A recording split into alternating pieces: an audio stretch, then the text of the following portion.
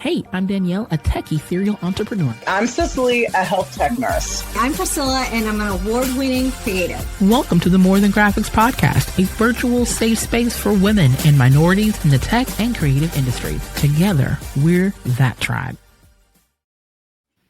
Hello, and welcome to another episode of the More Than Graphics podcast. We're doing a lot of cool stuff today. So we are nearing the end of the year.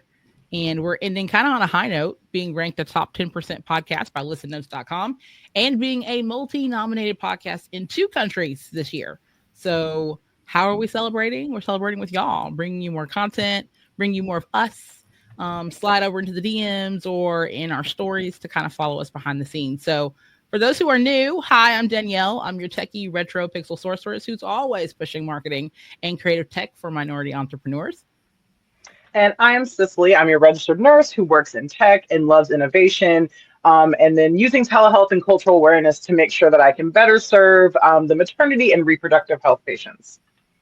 Oh my gosh, today's topic is ground. And I cannot believe that we have a guest who actually is literally putting boots on the ground, like literally. When you think of ground though, Cicely, what do you think of? I think of foundation, like starting point, like a building point. I really just think, and then I think of like kind of the emotional, physical grounding, like we talk about, getting grounded, grounding yourself, with the earth, becoming one. So I think of both of those things. And I think metaphorically, it makes sense, in the concrete version, it makes sense. But when it comes to healthcare, especially, I think grounding is just a really good starting point. I completely agree. That's exactly what I'm thinking. I'm thinking all of the metaphysical, deep psychological grounding moments. I have the sage burning to the right. I've got all the oily things that you need to kind of set a space. I am barefoot. I'm usually in the grass every other hour. I'm always finding ways to stay grounded, both mentally and physically. So I feel like this episode is going to completely help us kind of stay grounded, if we will. Cicely, you want to introduce our guest? Absolutely. So today's guest is Kwame Terra, who is the founder and CEO of bEHR Health Systems, Inc., a health tech company working to close the life expectancy gap in Black communities. In 2025, he made headlines by walking over 2 million steps in 30 days to highlight the launch of the bEHR Health app. Through his work, Kwame is on a mission to recapture the 268 million years of life lost in the Black community and make health as celebrated and accessible as culture itself. Welcome to Kwame. Thanks for having me, guys. Happy to be here. Awesome. Okay, so I got tons of questions, but I just want to start with the basic definition. How do you define ground? How do I define ground? I've never been asked that before. Yeah. How do I define ground? I mean, my first thought is just the ground outside. It's funny. My original last name is actually Jackson. So that's the name that I grew up with. But during the, George Floyd movement, Black Lives Matter movement, I decided to let go of that. And the only thing that I knew, at least to some degree, like to be absolutely true, is that I'm from here on Earth. And so Terra actually means Earth. Yes. And, so I guess maybe ground to me means home. And love that. Let's go with that. That's perfectly grounded. Like seriously, that not to be punny, but that was ideal. I love that you and kind of walk me through that process. What was that like when you decided to kind of switch over to this name, to Terra versus Jackson? Yeah.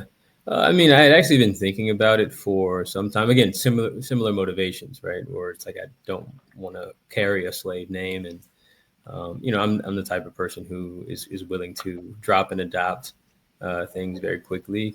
I'm not tied to really anything unless it is contributing to like the advancement of my life, the advancement of my community. I think it's very fitting, and I think sometimes we forget that it's the things that we choose, not the things that we are passed to us, right? That kind of gives us our superpower.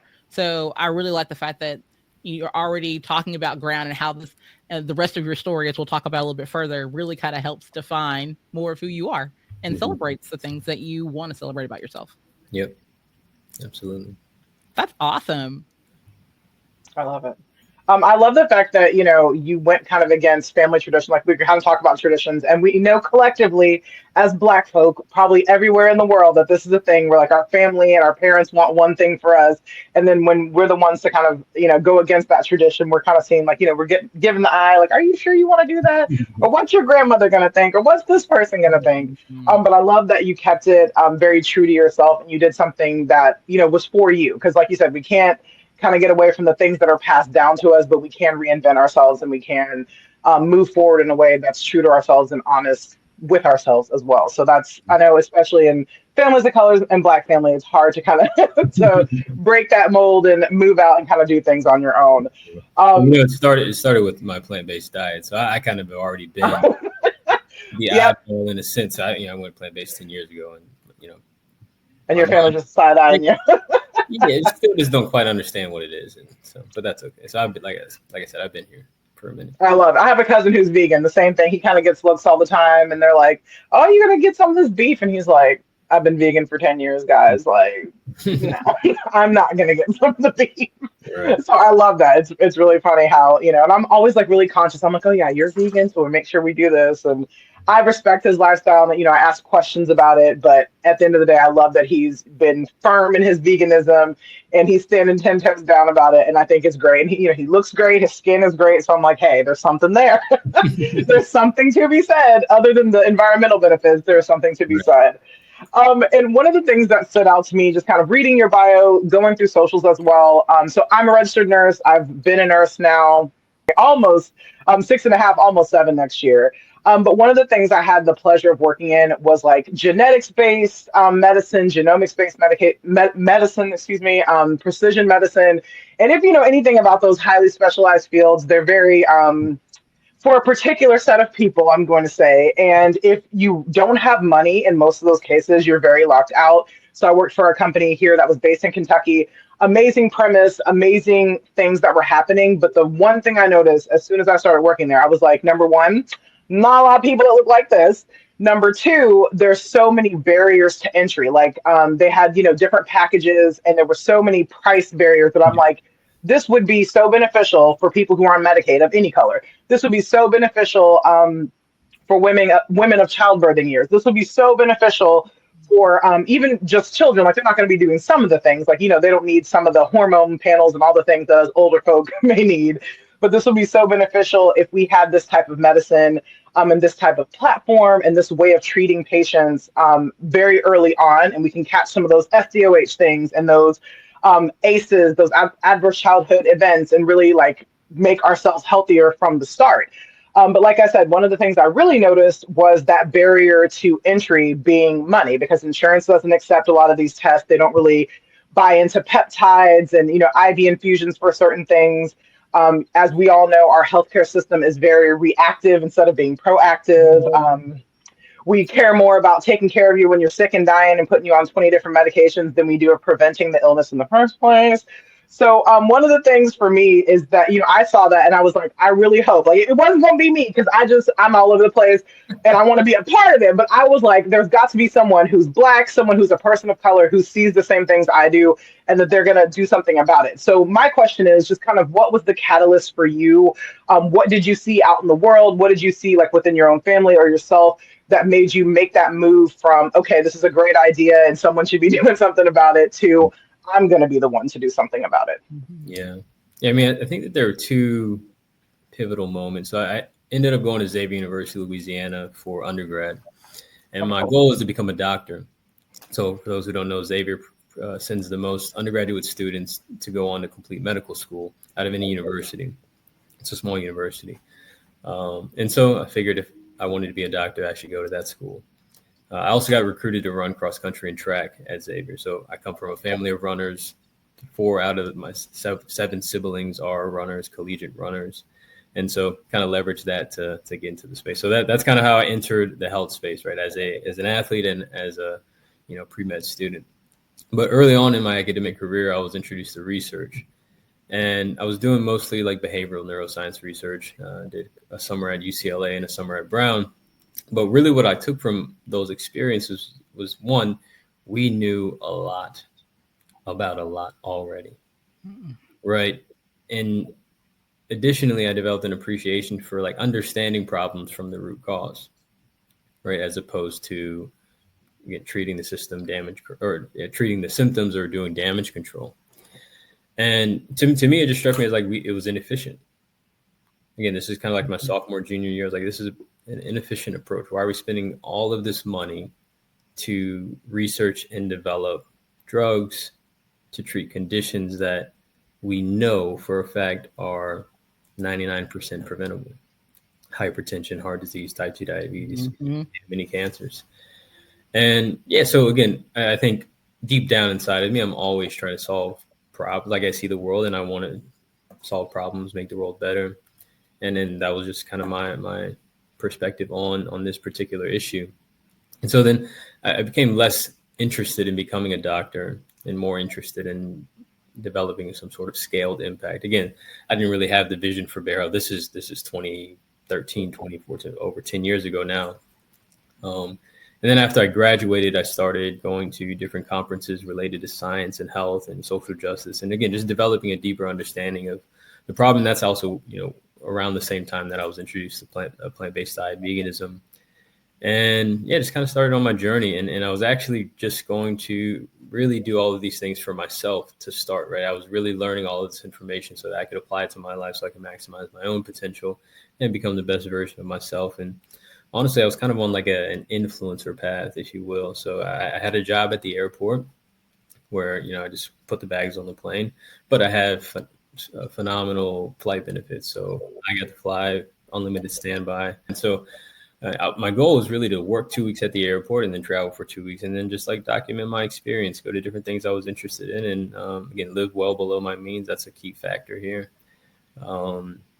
And fast forward, as soon as I was about to kind of start that way of life, I guess, COVID hit. Mm-hmm. And literally I had everything set up. 2 weeks later, COVID hit. Right. Yeah, it was crazy. And so now you obviously just like any moment in life, you have to pivot.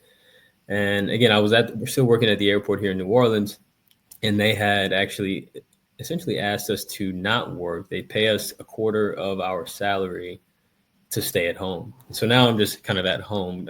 All of us were at home during COVID, and this is the peak of the pandemic. And my aunt, who's a physician's assistant, she texted me and said, "Hey, nephew, I think this would be a good time for you to kick off your healthy eating initiative again. The disparities are, at the forefront right now, and obviously it's affecting Black people the most. Mm-hmm. I think this would be a great time for you to start your initiative, focus mainly on Black people, but, everybody can benefit." And this is what I came up with. This is my healthy eating initiative. It's bEHR Health. Because my first thought was, I don't think we know how bad we're doing as it relates to our health. I think we know we're not doing our best. We know we could be doing better. Like, we feel it, we see it. Like, we know that. But I don't think we're clear enough on the short and long-term implications of our current lifestyle habits as it relates to our health risk. And it's not until a significant health event do we start becoming concerned about our health. I don't even know if we necessarily draw the connection between our lifestyle and that outcome at that moment, right? And if we do, it's very, very low resolution, and we try to keep it there because we don't want to change. Yep. And the doctor comes in and says, "Hey, you probably got this because it runs in your family," to pacify the patient, or also just like not make the patient feel as bad about the situation. And then people, many of us are literate, but we're not all health literate. And so when a doctor tells you that something is hereditary, you may feel like there's nothing you can do about that. That means like there was like, this was just going to happen to be a part of your life. But when it comes to these conditions like hypertension, type 2 diabetes, just because you're predisposed to them does not mean that you're going to develop them, right? You have to trigger it. And the trigger is your lifestyle. It can go one way or the other. And so because I knew all of this, I just wanted to communicate it clearly, but I didn't want to just do another workshop, series or a seminar. I wanted to build a system whereby once people are educated and do become aware of their current health status, I can follow up with them. Now we can see people's behavior change day to day, week to week, month to month, and be able to send a nudge or develop a system or solution that can meet them where they are when they do find themselves in those positions, right? And so, yeah, so now we have the app that provides individuals this health score that lives with them. And so helping them draw that connection between their lifestyle habits and their health outcomes or their health risk. And then we also collectively track that across our entire user population, where we see the average health score overall, average health score by gender, by age, the average score in each category. And then we're able to track those trends and then develop interventions, make recommendations, content to improve that. So that was very helpful. Thank you. Mm-hmm. I love that your mission is to make health as celebrated and accessible as culture itself. So what does that look like in practice overall for Bear Health, and how do you see the app's design and features to make health not just a task, but a seamless and celebrated part of everyday life in Black communities? Yeah, that's a great question. And I'm glad I actually finally have at least the beginning of an answer to that question. That was a vision when I set out, again, make health part of Black culture. And it's really cool. And also it's really important to make sure that whatever vision you do set for yourself or set for your company or brand, that it is the vision that you want, because you might actually hit it, so that could be a little overwhelming. But I do feel like we are at least in the beginning of hitting that. We're making health part of Black culture. And so we started off like exclusively entirely as a digital health platform. So we did, and to launch the app in 2024, in January 2024, we did the Mardi Gras Steps Challenge, where whoever took the most steps on our app won $5,000. You had to pay to be a part of the challenge. You had to be basically a subscriber, $5 per month or $50 per year. And then it was just competition, who could take the most steps. And people took a lot of steps. I mean, the winner took 350,000 steps in 5 days, like 60,000. Wow. Mm-hmm. But what was really cool about that challenge at the end was there was such like an even spread from a variety of people from completely different backgrounds of life. So there were half the top 10 was women, half the top 10 was men. Half them were, some of them were college students, some of them were, working adults, some of them were just regular everyday people. And it really opened my eyes to the power of walking as a tool for transforming health, because it's, again, obviously accessible to most, if not all. And yeah, that's kind of how it started, right? But still, we're in this digital space. We're not necessarily like in the community. We're going to different like health fairs and workshops and things like that to onboard people to the app, help them get their health scores. But this is still more like hey, we're a health company at a health fair. Come learn about your health. This wasn't like, I didn't feel like we were truly integrating health into Black culture at that time. And then fast forward to May of 2024, run clubs started to become super popular, as you know. And so we collaborated with a run club. We started letting people on the app.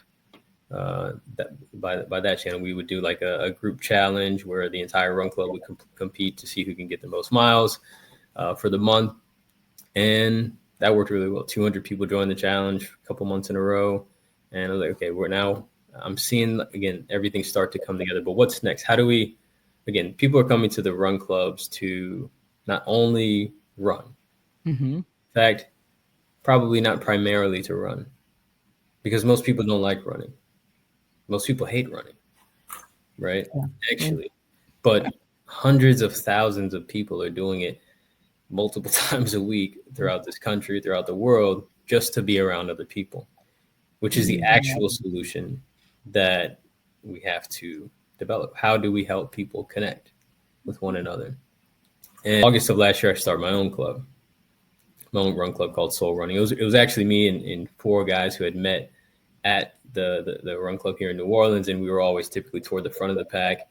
And then all of a sudden we were like, hey, we should train together and see if we can get faster. And then we developed this name called the Soul Bros, SOLE Bros. And, we ended up training like for about a month and a half together. And then other people wanted to start training with us. And then one of our members is a yoga instructor. And so he would do yoga after our runs. And so then this whole thing called Soulful Sundays popped off. And we've been doing that now for about a year. So that's our run club. Now I've learned so much in being in this run club on what we're talking about now is how do we integrate health into Black culture? And there are a few components, right? So first, again, people have to become aware. We have to make people aware of their current health status, right? And then we have to give them some sort of time-bound test or measure of their new health objective, whether their new health objective is to run more or be healthier, just generally. There has to be some sort of time-bound test, right? So if you want to cook plant-based more, maybe 3 months from now you cook a plant-based meal for your or dinner for your family, right? Or if you want to run more, it's like 3 months from now you complete a 5K, and that time-bound component is necessary. But then the most important part is having a community of other people to do it with, because not only are you going to find people who are on your same level, who have the same objectives, you're also going to be around other people who are already there. And essentially, we're kind of leveraging community as the solution, instead of us having to sit one-on-one with individuals and educate. And then naturally, because you're around them so much, you start talking about fitness more, you start talking about health and wellness more, you start changing your diet because this is what they're eating. You know what I'm saying? Mm-hmm. And then we try to just, again, point the entire North Star toward that. And so we're actually now going to be opening up a space called Bear Connect here in New Orleans, which will be essentially where people can find their community. So we'll host run club meetups, we'll host meditation sessions, yoga sessions, any type of wellness that you can think of, bike rides, because there's got to be something for everyone. Mm-hmm. And it'll also be like a coffee shop during the day, so you can think kind of like a third space. Because one thing that I've also noticed in the run clubs is there's the meetups, there's the group chats, and then there are the outings right outside of. And the group chat is really important. The group chat really is the glue to me. Now, it's hard to build an entire, million person, group chat, because then the group chat won't really be the group chat, right? People won't really express themselves. And so in a sense, the coffee shop element of Bear Connect will serve as the group chat throughout the week between the meetups. So because the coffee shop will allow people to have small groups, with people that they click with, and they can, do their thing there, as opposed to like being in this large 500 person group chat that no one is really saying anything except for announcements. And honestly, I think that's the solution. Where you curate a space and an environment that is entirely health promoting, and it gives people an opportunity to swap 1 or 2 or 3 things that they do per week out with 1 or 2 or 3 things that you offer that serve the same function but are in a health promoting way. And I think, again, we're at the beginning of that solution. I love the ecosystem that you built, and it's actually very transparent and reflective of what I feel like a lot of digital communities are having to build and grow on their own. Like when I hear about the ecosystem that you're building specifically around Soulful or Soul Sundays, like I love that. I think that is so cool. There's plenty of other groups out there who do like digital spaces, but I love the fact that you're intentionally finding ways and road mapping ways where, again, you're focusing on building culture within culture and keeping culture connected to culture. Because we are seeing that right now in our day-to-day life, where groups and people, I don't want to call it gentrification, but I mean, we're kind of whitewashing a lot of areas where it feels like it's for us to experience and do, but still it's taking from and not giving back. Right. And that's the part that I feel like is so missing and very unique to the spaces that you are building. Yeah, so, absolutely. And the last thing I'll say on it, because what we started to do is move away from Bear Health as a tech company. Because again, if at the end of this work, I create a bunch of people who are obsessed with tracking their health, I'm not going to actually feel like I did my job or did what I set out to do. Now, we do need to measure all of these things. We do need to track our health, because we can't improve what we aren't measuring. But if you look at the blue zones, these parts of the world where people are living into their 100s on a regular basis, they're not obsessively tracking their steps or their hours of sleep or their gym. I don't even know if they really go to gyms there, honestly. Probably not. And so again, that's the model to me. How do we recreate those environments? Because that's what our company now does. We create communities and environments that are health promoting. And in order to access our environments and communities, you have to be on the app. That's going to be essentially your passport to, that's how you check into Bear Connect. Cicely, I know you're going to talk about blue zones. Go ahead, go right ahead, because that's her jam. Yes, I mean, I think what you said was absolutely, it really makes sense. And definitely as someone who's been on a fitness journey most of my adult life, and just still trying to, find my niche, find what works best for me, like find what, gets me moving. I realize it's not going to be, I realized, like, especially, I think as a Black person as well, that like a lot of us did not come from homes where we saw an example of fitness. Like our parents maybe weren't working out every day. You are maybe an exception because you have a very athletic family. But I would just say kind of on average, and I would say average Americans in general, but just a lot of us don't come from a family where, we're moving every day. We did have sit down dinners, which is great. Like we, had dinner at the table. We didn't have TV on, stuff like that. But it just wasn't something that growing up was like a huge thing. Like, yeah, we take walks. I played sports. I played basketball most of my elementary, middle school, high school life, but it was still not something that like outside of basketball, my parents weren't like, yeah, let's get another sport. Let's go to the gym. It was none of that. So I really think having that community aspect is so important. And then, you'll hear things around the community like, well, Black people don't run unless we're running from something, or, Black people don't do this, or, whatever the case may be. For me, again, I don't like running. And this coming up from a person who had to do all sorts of suicides and running, exercises from basketball, still hate it, never liked it. It's not my thing. But I think one of the important things too is just kind of like you said, finding that community. It doesn't have to be running. If someone hates running, then they can, go to, I'm calling it the hub, go to the Bear Hub, and then they can really just connect with someone like, well, hey, I just started Pilates, or hey, I'm just, developing my yoga practice. Yep. So I think it's really important to like not, just say that health and fitness is one thing. Just let people kind of realize and find their own selves. And, like I want to connect with Pilates people. I want to connect with people who, pickleball is the big thing around here these days. Like I want to connect with people in that way. So I really think it's awesome how you're organically letting people find their own kind of cliques or groups of people who are into the similar things that they're into. So I love that aspect of it as well. One of the things that was really intriguing to me was your goal to recapture lost years of life. I think that is so profound in so many different ways. Just kind of, I'm sure that when the pandemic was happening, you were seeing that research coming from the CDC and other like entities that were doing research about how the Black life expectancy, the U.S. Black American life expectancy actually went down during COVID. And the crazy part, it wasn't that high to begin with. And this just kind of looking at the American life expectancy, this is lumping all Americans together, regardless of ethnicity, race. It was kind of low compared to worldwide anyways. Then you look at Black Americans, and it was just really sad. Then you look state by state, it gets sadder even looking at that. We live in Kentucky, so Kentucky is kind of always in that top 10 or bottom 10 for worst health outcomes on various different things. Diabetes, preterm labor, preemie babies, just so many different things. So one of the things I had a question about specifically regarding the recapturing lost years of life is just kind of how do you approach the strategic planning of a mission? Because it's so vast, right? Like it's a huge mission, so ambitious. I mean, it's amazing. It's something that I believe needs to happen. But how do you approach the strategic planning with that?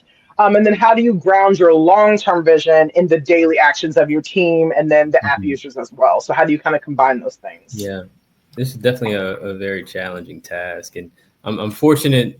I've been fortunate to be surrounded by different investors, mentors over the past 2.5 years on this journey. I've applied to, I don't know, probably like 150 accelerator and incubator programs over the past 2.5 years. We've been accepted into maybe 12 or so, 12, 15 or so. We've been able to raise a little bit of money, but most importantly, I've been able to surround myself with people who have already done something like this and not necessarily solving this particular problem, but just one individual or two individuals who came together around an idea and literally transformed the way that people do things on a daily basis just with their solution. And so I really learned to, one, just continue to think bigger and bigger and bigger, because one thing that's for sure is you're almost certainly going to fall short of what your ambitions are. And then the second thing is, and I knew this kind of before and just going in, is that it's ultimately a numbers game, and you just have to do more reps than everyone else. And when it comes to developing the best solution, part of how I'm able to get, or part of why it seems like I'm so close to like a very, very unique insight is because I talk to more people who are dealing with these problems, and I test more solutions with these people who are dealing with these problems than most people in this time frame, right? That's my objective as an entrepreneur in this particular field is how do I do the most reps? I'm not interested necessarily in how we build the best solution. Doing the most reps is what I am convinced will lead to us developing the best solution. But I'm able to focus on the objective and not necessarily the outcome or the activity, not necessarily the outcome. That also detaches me from the outcome. So I'm not, I'm not stressing every day whether or not we achieve our goal, right? One, this isn't completely in my control. There are factors outside of me that affect the outcome. And two, again, my job is to give myself the best chance at solving this problem.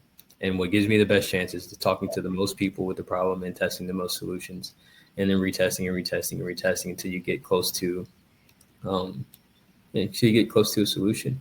And now over the past 2 years since I've been operating like this, it's really I'm starting to recognize changes in myself as to how I see opportunities to create value for people. So for example, again, I probably will never act on this. Hope maybe someone will act on what I'm about to share. But last night I was at practice. So I'm training for a 5K. And one of the people out there was talking about their playlist. And they were talking about how, at the end of the year, it'll do kind of like, a little rap situation of your playlist. And I think I misheard what they said. I thought they said that the AI creates like a podcast of like basically someone or two people dialoguing on this person's playlist, or like, just like listening preferences and things like that. But they were actually talking about like just an actual podcast of a dialogue on just like, the top artists and stuff like that of the year. Well, I know about this tool called Notebook LM. Are you guys familiar with it? Mm-hmm. Yeah. Great. So Notebook LM, I've had it create some stuff for us.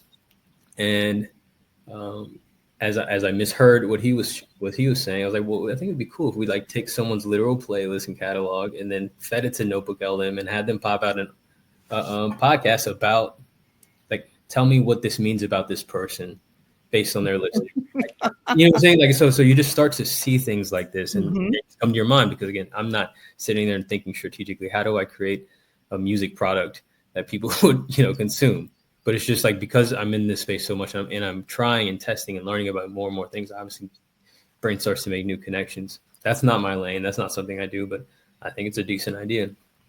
And so, yeah, being around these entrepreneurs who have already built $100 million companies and talk to me every day, like, what I'm dealing with is just part of it, been there, done that, that makes it easier. And that is really the value of mentorship, not necessarily the strategic stuff. And they do provide the strategic stuff, and that's helpful. But it's really the perspective and just borrowing from their nervous system, borrowing from their energy. Just, hey, this is everything that you see out here right now is created from someone's mind. There's no reason that you can't do the same. And so when it came to developing this, or the vision for Bear Health, my original goal was to maximize health in the Black community. And that's still our mission, is to maximize health in the Black community. The recapture thing is actually a recent reframing from a mentor who does have a $100 million company, where essentially the 268 million years is the life expectancy disparity extrapolated across the entire Black population. So there are about 50 million Black people in the US, and there's currently a 6-year life expectancy gap. And so when you do that math, it comes out to we're on trajectory to lose 268 million years of time. Mm-hmm. How are we to make any progress on any of the disparities that exist that we're fighting so hard to redeem, if we're not even getting all the time that we should be having here? Mm-hmm. That is so interesting that you say that. I recently did some research on a documentary, or I followed research. I didn't do it. I followed research on a documentary on redlining in the Kentucky region and area. And they also brought out that very similar life disparities between the neighborhoods that were built for people of color and the neighborhoods that were not built for people of color, that gap is 16 years in our area. And that was like, I could not like wrap my head around that. I'm like, I'm going to have less time because of where I didn't have control of wherever I wanted to be or live or be around or have resources or housing support, you know, me in those areas because of the color of my skin. And so it was very interesting to me when we talk about those disparities, how we can address them, right? Head on. So I really love the proactivism that you are continually showing through the app, but also too, just in general, like for a lot of people who just don't know, right? They don't have access to this data. Yep. They don't have access to information. So they're just walking through life thinking, you know, it's sunshines and daisies. And if it happens, it happens. And that kind of feel when it could be very much on a more preventive scale. The way that we track it is, you know, it's hard to look at disparities and then see like if we're making progress, right? Because it takes, you know, years sometimes to really recognize trends. Yes. And we're talking about life expectancy gaps here too, because which moves particularly slow. And so I wanted a way to be able to at least measure the trajectory in relative real time. And so, as I mentioned earlier, the Black Electronic Health Record, that's actually what bEHR stands for. Our real-time health score report that we look at these community health trends month over month, we can see the trajectory. So since we've been measuring the collective trends last October, November, December, the average health score among our users has gone from 533 to 546, right? So while we know what the current or the most recent reporting of life expectancy disparities are, I'm encouraged by this trend because I know we're being intentional, and then we're evaluating, and then we're re-strategizing, and then we're deploying new interventions to, again, continue to elevate that trajectory. And what's really cool about it is that not only are we able to see that like broadly within our user base, we're able to stratify that by city, state, zip code, partnering organization, and be able to say, okay, well, the average health score in New Orleans is 510, but the average health score in Atlanta or the average health score in DC is 565. Okay. What's going on in Atlanta, in DC, that's not happening in New Orleans? Because it is important that we match Black trends to Black trends, because, well, one, Black people aren't going to feel like they can do some things that other people are doing. And that's just is what it is. And to see that there is a healthier Black community than yours, right, who have managed to, despite everything that we're up against, thrive in this country, we're a bit more open-minded to adopting some of those practices, whatever they may be. And then we're able to track trends, right? So then maybe 1 month, everything goes down in Atlanta. So let's go see what's going on in Atlanta. Let's talk to the community, right? So before just making assumptions about what went down or what happened, let's just go find out, because people will tell you. And it may not have anything to do with something that is necessarily directly related to health, right? Right. Which is often the case. And the main mistake that most researchers make in this type of work is that they get some data. They see that there's, disproportionate rates of type 2 diabetes in a Black community. It's like, okay, well, we know how to solve, type 2 diabetes. We need to get a healthy education, plan in there and talk to them and educate them about that. So they raise all this money, get this grant to go do this, healthy eating initiative in this community. They go to the community and say, hey guys, we're doing a healthy eating initiative. They're like, what? Who are you? Why are you here? Why should I trust you? Yeah. So that's just, so health equity, or really community-based participatory research, is an approach to research and development where you invite the community in as equal partners in designing and developing solutions for that community. The core tenet of health equity, anyway, and this is my opinion, I don't know if this is accepted widely, but this is what I view as true health equity work, is where you go to an individual, or you go to a family, or you go to a community, and you ask them what they're struggling with, and then help them solve that problem. That's it. Now, it may be exactly what your agenda is. It may be in complete alignment with the solution that you've already developed, or it may not. And we have to be okay with either one. And then maybe you work your agenda into it or solution into it later on, but help them solve that problem. And that's a core tenet of startups in general. Startups that are designed to solve problems, they call it customer discovery. Go talk to people. They will tell you their problem, see if you can develop a solution to that problem, and maybe you'll have a business. And so that's to me what health equity work is really about, is again talking to people, finding out what their problems are, and see if you can help them solve it. And if you can't connect them with resources that they can, then now you have a relationship. And then we make the world a better place. I mean, it really is that simple to me. Just a matter of doing it right once, so that the culture is established and the relationship is established. Yeah. So much nuggets. Like, we're taking notes over here on our side, like, ooh, and he said that. And yes, so I love these small pieces of actionable steps that each of us can take in our own way, but also from a standpoint, again, from a business model, from a community model. How can we be better community members ourselves? And so I really love the fact that you're kind of giving a little bit of everything, touching all the spaces and places, so that we can all grow to be better. Like, I think that's the whole point. Getting it right once, right? So that we're set. So I really like that type of mentality. I think, especially as a nurse, one of the really important things that I learned was that in educating patients or in educating clients, whoever I'm talking with, that it's never about what I want to tell you or what I think you need to know. It's always about receiving that feedback, like, well, hey, this is my current situation. This is what I want to work on. I may know you have XYZ problem, but you telling me what you want to work on, again, if I'm catering to your needs, if I'm working with what you feel is the problem, because you know yourself better than I do, right? And I think that's one of the important things about health equity as well. Like, I have to make sure I'm not coming in just preaching at you and telling you, what to do. We used to call it, medication compliance, which would mean like, oh, you're complying, you're agreeing to doing this. And if you're non-compliant, non-compliant just has a really terrible connotation. And especially it's negatively used with, patients who may be having mental health disorders, substance use disorders, patients of color. It's very much pushed, a phrase that has been pushed on those patients. For me, it's non-adherence. Like, you're not doing this, but the key is finding out why. Like, I understand that we've had this talk, you need your medication. It could be a financial barrier. It could be you just don't believe this medication is working. Like, it's so easy to just ask the question, right? Like, I think research in the United States, and these studies have been done because we think this is what you need, and we're going to tell you what you need, and you're going to do it, and it's going to be better.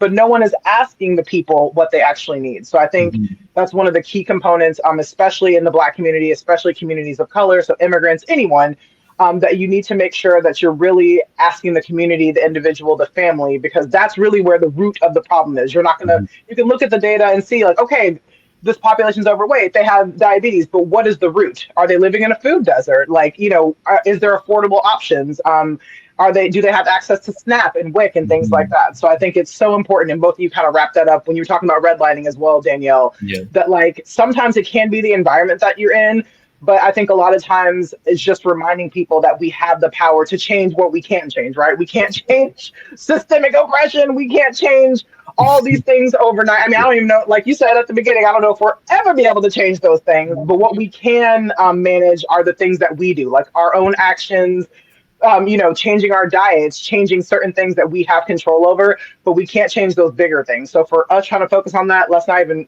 let's leave that alone. But both of you very much brought home the fact that if we can focus on the problems that are really there, the problems that people are telling us are there, we can make those small actionable steps and just get better as a people, as individuals as well.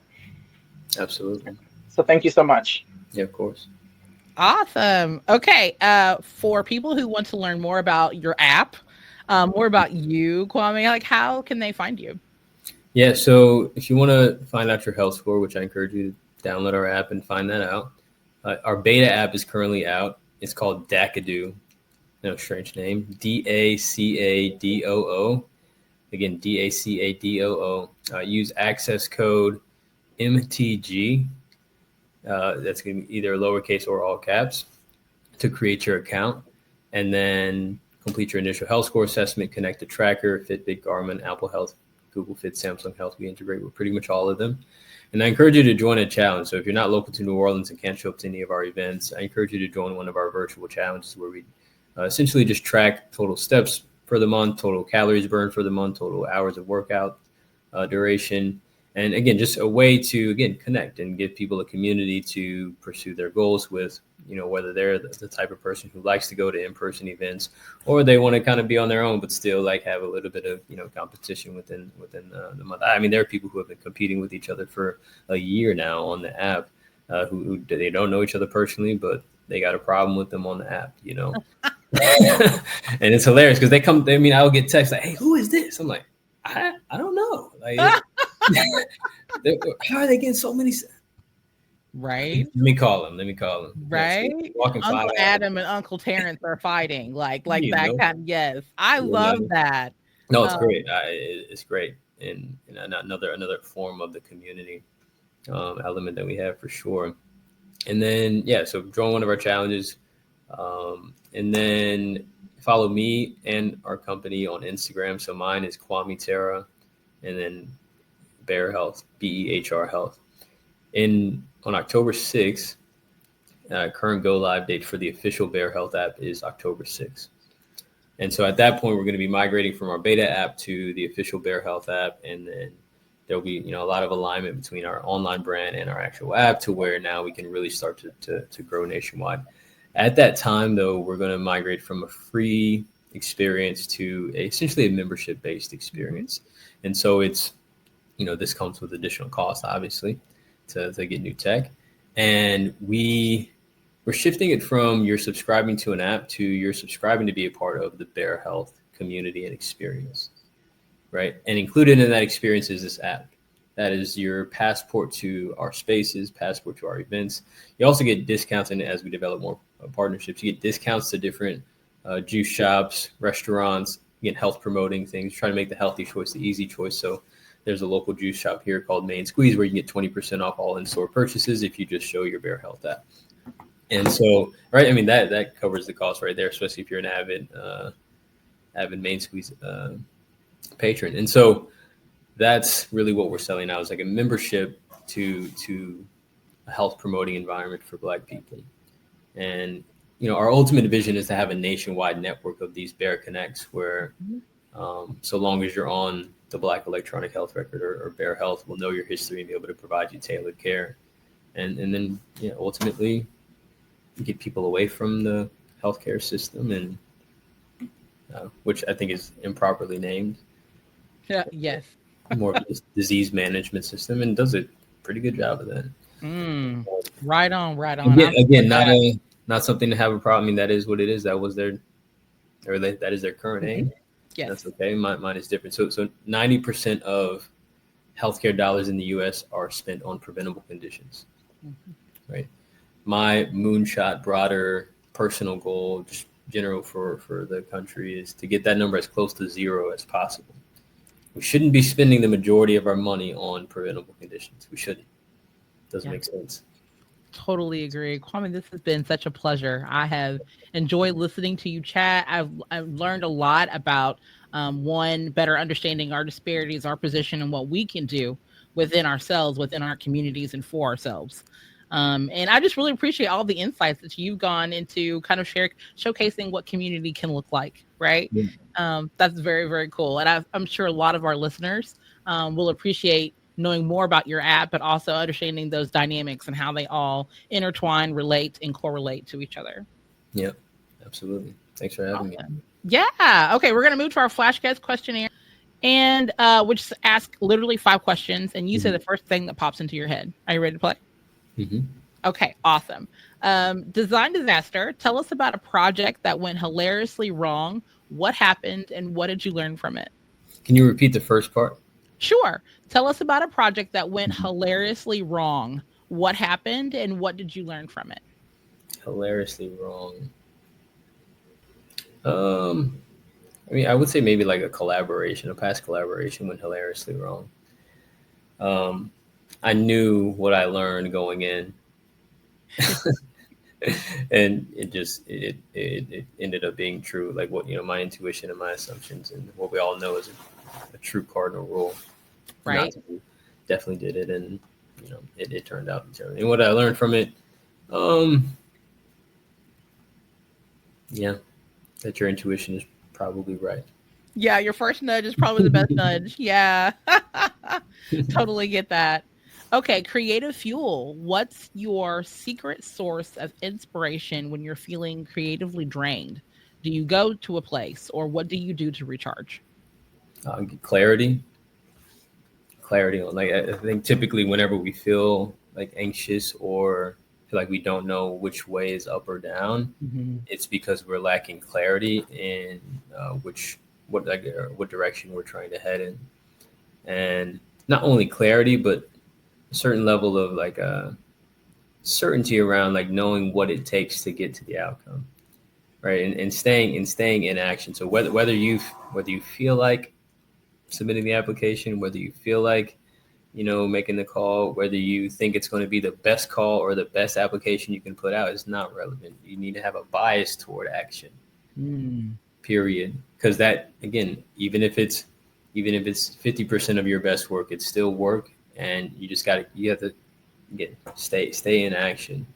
Because anxiety, at least for me, comes from not doing things that I know, and me not matching my actions to my ambitions. And oh man, you're speaking to a lot, and like speaking to me, definitely. I definitely feel more stir crazy, if you will, when I am not able to do the things that I want to do, either being limited by time, circumstance, resource, whichever. So the more antsy the more that I'm able to sit still and I have these kind of thoughts or things that I want to do, the more antsy I become, and usually it becomes more of a reckless situation than it becomes something that's a little bit more intentional. So I love that response. Move, y'all, just move. Yeah. Okay, so desert island tools. If you were stranded on a desert island and could only bring 3 tools, digital or physical, what would they be and why? I mean, I have my phone for sure. You gotta have the app. Hypothetically, with internet, I need my health score. Phone, water. Can I choose water? Absolutely. Okay. Beans and rice. Wait, that's a 2-parter. I'm just kidding. I tried to throw them together. They typically beans and rice is good. I like that. Yeah, but just like sustenance and opportunity. Yes. Oh, I love that. Okay, so time travel critique. If you could travel back in time and give your younger self one piece of advice, what would it be? The answer I've been giving to this lately is to tell him to keep trying harder. Because oftentimes I wouldn't try as hard as I could because maybe I was coming off as like a try hard, like doing too much. And I guess I can become obsessive in a sense to where it's like, okay, we get it, it's over, Kwame. Like we get the point. But that's just my local environment. Maybe they have seen it 50,000 times and that's fine, but the majority of the world hasn't seen it. They don't know who you are. Right? They haven't been able to experience your value or your humor or your whatever it is that you're trying to bring to the world. And you always have to remember that no one knows who you are. And if you have something that you're trying to share or influence people with, you need to do more. You need to do more to get the word out.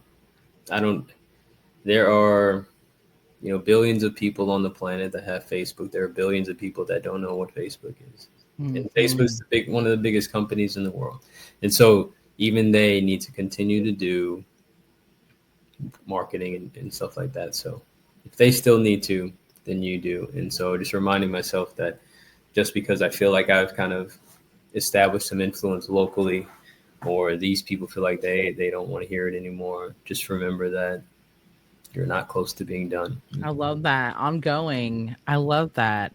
Okay, last question. What's the most unusual or unexpected place you would love to create work? So think beyond a canvas or a screen. You said to create work like graphic work or? any work, whether it's work for the app or running, we're running toward a goal, any place that you'd like to work specifically? Honestly, kind of like in space. Yes, you can. Looking down onto the earth would be dope. And working. We've had several people respond like, I want to be up high in an elevated place. We had one person say space. We've had different responses to that. So that's the most popular one. So you're right. You're right on dar there. Kwame, thank you so much for your time and your influence and your impact and the work that you continue to strive for. I feel like this will be such a great response for so many people who have not heard of this app and heard of you and the things that you are doing and the work that you're doing. So one more way that we can continue to try harder, right? And expand the name and expand the work that you do. So thank you for your time. Yeah, no, thanks for having me. Had a great time. Awesome. All right. Well, thanks for tuning in to the More Than Graphics podcast. For exclusive emails and comprehensive episode details, visit us at mtgthepodcast.com. Don't forget to connect with us on Instagram, LinkedIn, or Facebook by following the hashtag MTGThePodcast. So until we meet again, we're reminding you that you're more than the work you produce. You are more than your name badge, and you are most definitely more than graphics. We'll catch you next time. This tribe with a vibe needs you. Share MTG on social media, on your lunch break with peers, or send an episode to your techie bestie. This podcast is produced by Octane Design Studios. Catch you next time.